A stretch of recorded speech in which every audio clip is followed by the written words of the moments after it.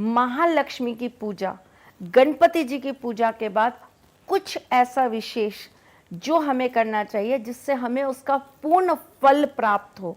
और इसके लिए आप देव उठनी 11 से पहले पहले ये क्रिया कर लेते हैं तो आपको अपनी दिवाली के पूजन का पूर्ण लाभ जरूर प्राप्त होता है। क्या है ऐसी 5 चीजें, मैं आपको बता देती हूँ।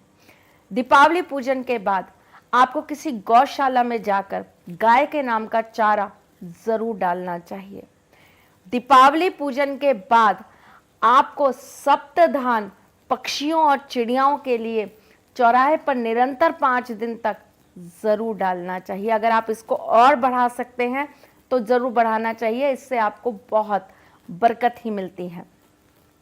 दीपावली के पूजन के बिल्कुल अगले दिन गोवर्धन पूजा होती है और गोवर्धन पूजा मेरे श्री कृष्ण की पूजा होती है। उस दिन उन्होंने गोवर्धन पर्वत उठाया था। परंतु आप ये चीज जानते हैं कि ये पूजन का महत्व या दीपावली के पूजन का महत्व एक बहुत विशेष चीज के बिना अधूरा रह जाता है, और वो क्या है? वो है गाय के पूजन के बिना।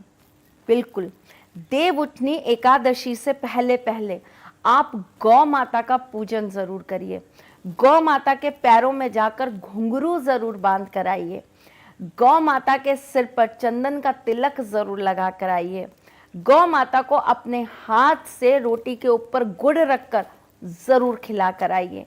अगर आप ये क्रिया कर लेते हैं तो आपको समस्त देवी देवताओं का आशीर्वाद, पितरों का आशीर्वाद जरूर प्राप्त होता है। दीपावली पूजन के बाद देखिए, दीपावली साल का सबसे बड़ा त्योहार होता है और इस दिन दुनिया भर की, बल्कि अगर मैं बात करूं तो इस पूरे के पूरे ब्रह्मांड की असीम शक्तियां हमारे इर्द गिर्द होती हैं।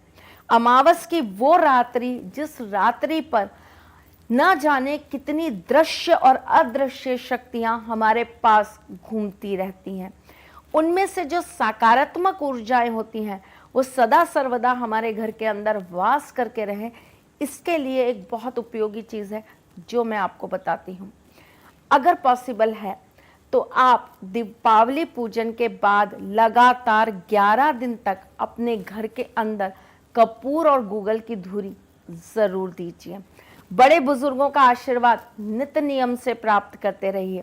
छोटों को प्यार बराबर देते रहिए। किसी धार्मिक स्थान पर जाकर गुप्त दान जरूर करिए। किसी वृद्ध इंसान से, किसी ज्ञानी, किसी गुरु इंसान से, किसी ऐसे व्यक्ति से जो बहुत जप तप करता हो, उससे आशीर्वाद जरूर प्राप्त करिए। अगर आपने ये कार्य नहीं किया तो आपके दीपावली का पूजन अधूरा रह जाता है।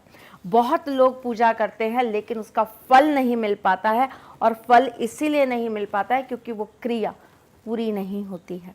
एक और विशेष चीज जाते जाते मैं आपको बता देती हूँ। दीपावली पूजन के बाद अगर आप अपने घर के अंदर, आपको कहीं मोर मिल जाए, अगर आप अपने घर के अंदर मोर के नीचे की मिट्टी, यानी कि मोर के पैर जहाँ जहाँ पड़े हैं उस जगह के नीचे की मिट्टी लाकर अपने घर के अंदर अपनी अलमारी में स्थापित करते हैं तो इससे माँ लक्ष्मी का आशीर्वाद आपको दुगने रूप से प्राप्त हो जाता है। नहीं मिल पाए तो कोई बात नहीं, लेकिन मिलता है तो कोशिश करिए कि लाकर जरूर रखिएगा। नहीं